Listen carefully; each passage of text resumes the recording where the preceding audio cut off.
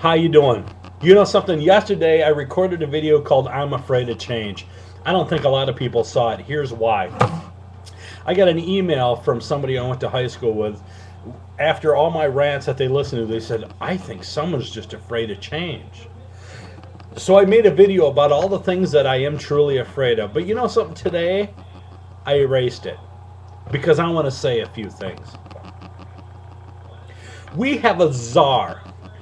Our president created a czar that oversees what people can and cannot make, the money they can and cannot make.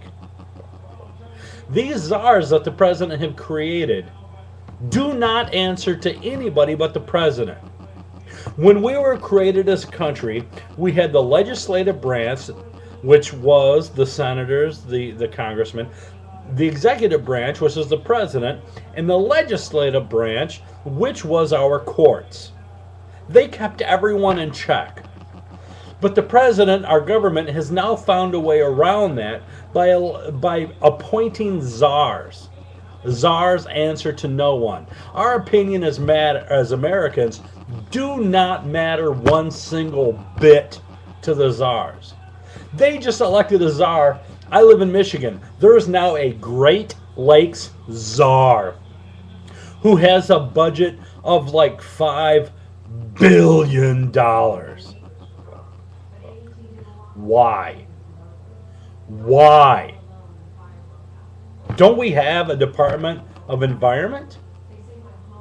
But we now have a czar? We have a czar. We have a car czar. Really? Well, don't we have an energy secretary? But here's the thing. A secretary has to answer to the people. A czar, which was pretty much invented by the Russians, doesn't have to answer to anyone. For those of you who have emailed me and said, I'm afraid of change, or, man, you're just barking up the wrong tree, complacency is what will destroy the country that I put my life on to defend. I'm 41. I'm no longer in the Marines. I will still give my life for my country because I believe in it that much. We have a president who feels that he should tell America what to do.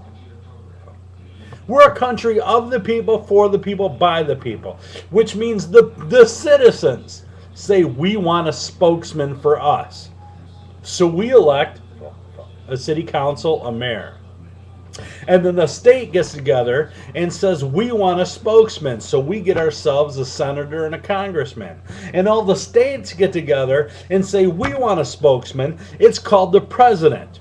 Well, guess what? These people, what I say as a citizen of the city of Wyoming, Michigan, my mayor is to do, or we don't elect him next time. Our governor and our senators and our congressmen of the state do what we want them to do, or we don't elect them next time. Our president does what we want them to do, or we don't elect them next time. But Barack Obama decided, fuck that.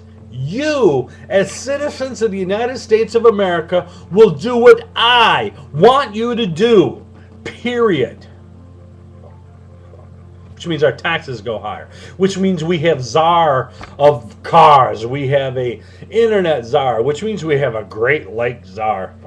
They told companies they were to take bailout money. There were banks. There were states that said, we don't need your money. The government said, fuck you. You will take it, period.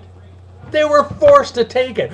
Do you realize today, June 9th, 2009, they finally said, okay, companies that didn't want it can pay us back. Because companies that took the money said, we're going to pay you back immediately. And the government went, no, no, no, you won't. You'll pay us back when we tell you to. Really? We're the United States.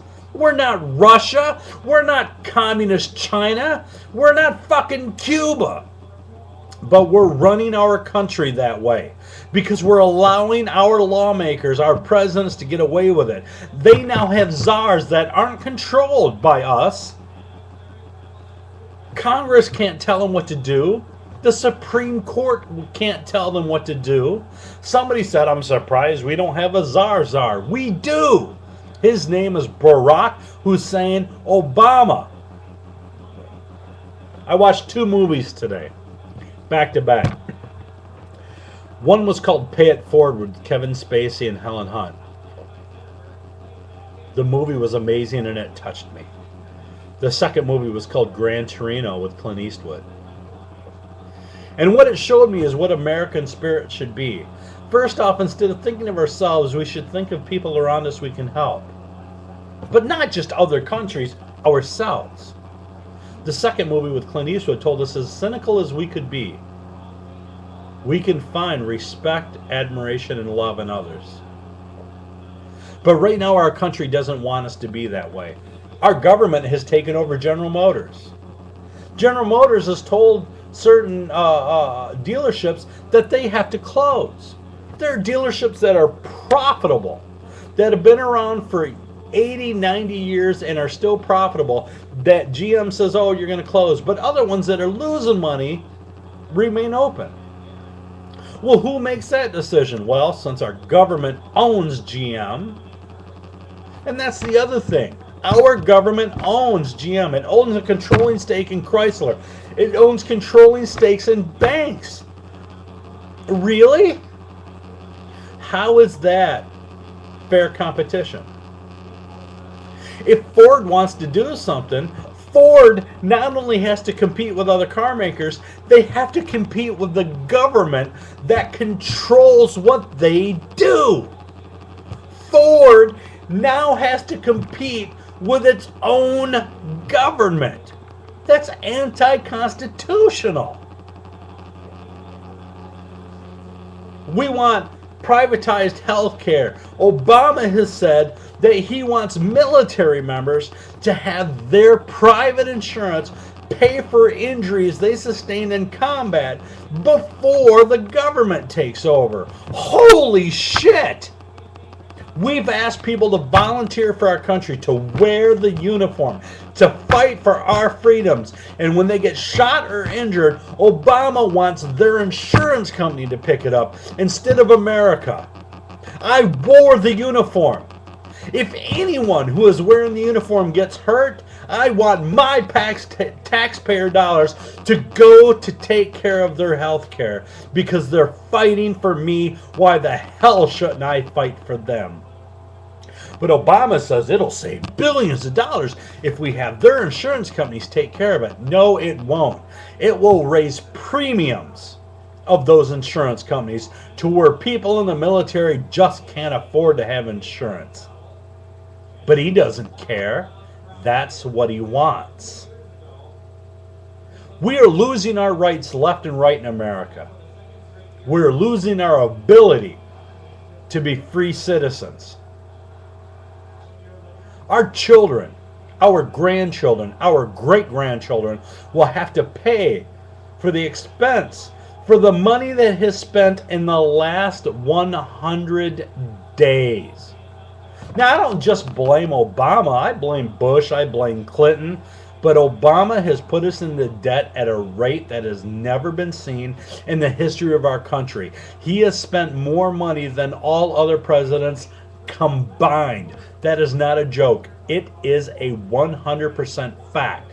And for those of you who email me to say, sounds like you're afraid of change, you bet your fucking ass, because I want to be a citizen of the United States of America. I do not want to be a citizen of the country of Michigania. Because if we split up like Russia did, which, oh my God, is around the corner, then we're in trouble. Russia was the number one and number two, actually, superpower in the world, and they fell apart. What makes you think we can't? We are on our way. We are the United Socialist States of America, because that's the way Obama wants it. And unless you and I stand up and demand change, that's the way it'll be. The only way you can make the change is to fight. Talk to your congressmen and your senators.